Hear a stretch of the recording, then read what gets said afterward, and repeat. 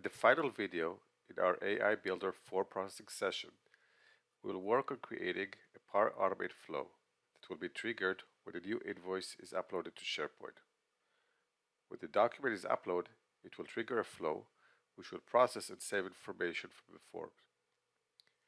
We will then create a new invoice record in our CDS environment, and finally loop through the items in the table and create the invoice line items. We created these entities previously in CDS. Now let's go ahead and start creating the flow.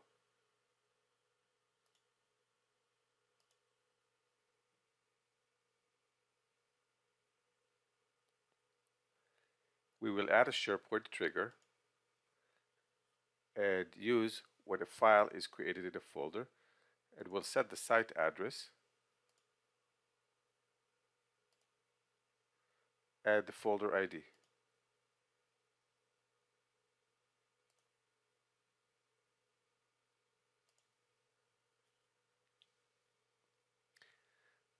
We'll create a new step to add an AI Builder action, process and save information from forms.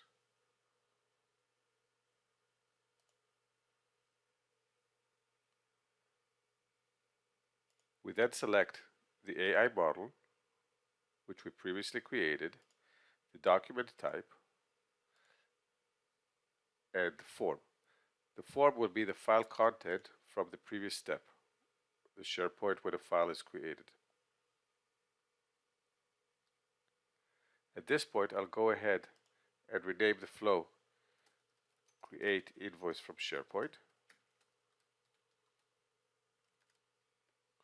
just as good practice, and save the flow.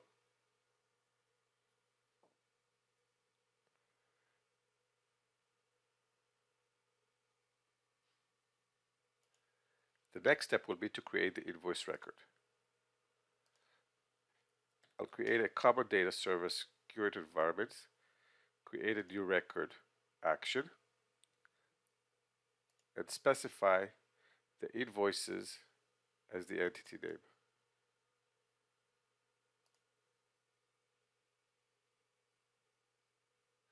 And start populating the data.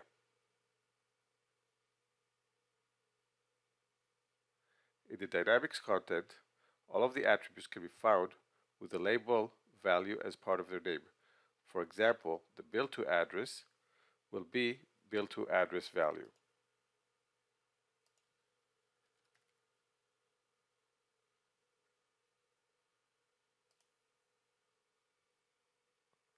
I will add the rest of the fields offline, but first let's look at some of the complex fields. The subtotal, sales tax, shipping, and grand total fields are currency fields in CDS. In our model, they have a $sign at the beginning of the form. What we'll need to do is remove the $sign and convert them to a data type that can be used for the currency field. We do this by using an expression instead of the regular dynamic content. Let's take the tax field for this purpose.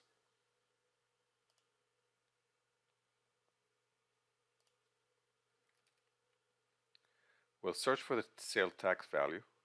We'll go ahead and copy this field and paste it in the expression.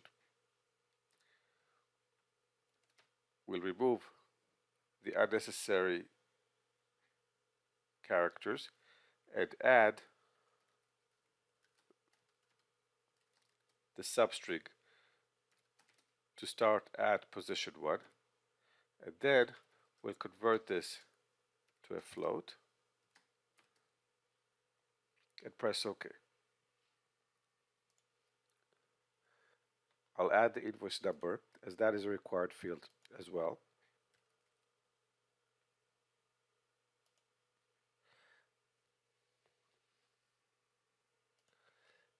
And then I'll add the rest of the fields offline.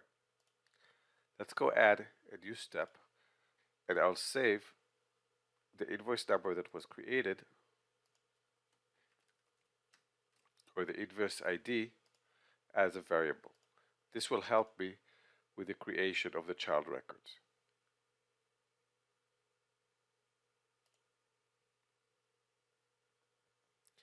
The next step will be to parse the JSON. I'm going to add a new step, parse JSON, and we'll parse the data from the table 0 entities. That contains all of the child data for the invoice line items.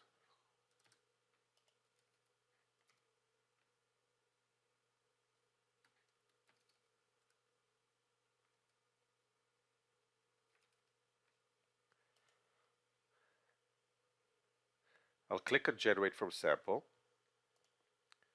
and I will paste a sample payload that I previously downloaded.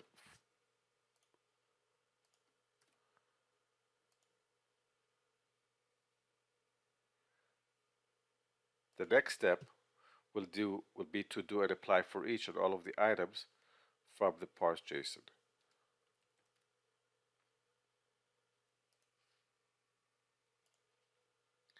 We'll add the body to the output from the previous step,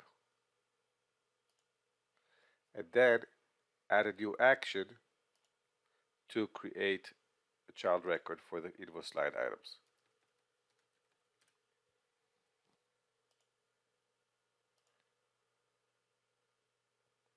We'll select the entity name,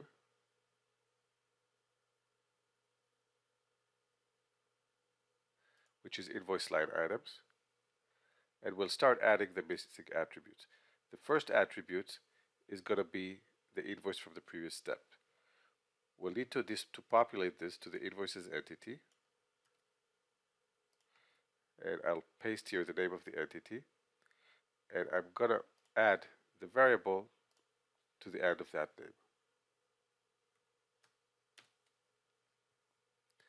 Next, we can start adding the values that we need.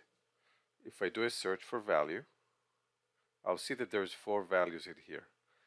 I'll add the values for the description.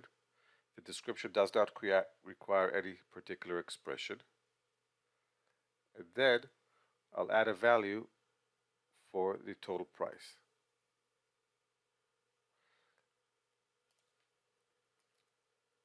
I'll copy the value for the total price and create an expression for it.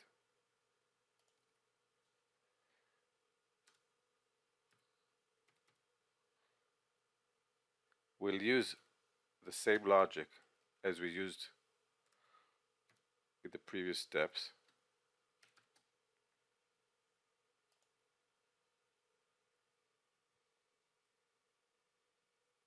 And then we'll have to repeat that for all of the other steps. I will now go ahead and update all of the missing fields online so that we can complete this flow.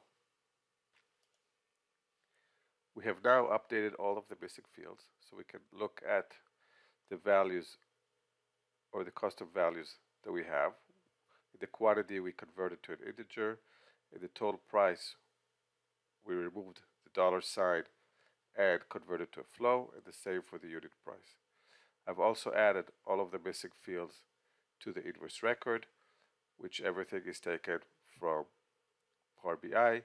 All of the currency field also have a float and a substring to remove the $sign and a conversion to flow.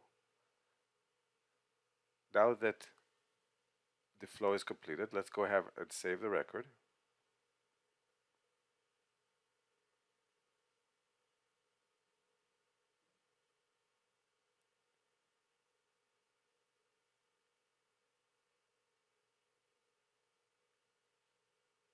And we'll test it by adding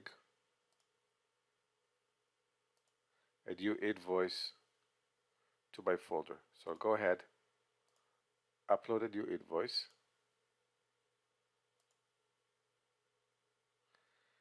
and the invoice is available. Now let's go ahead and go back to our flow, and let's see if this process is already started to run.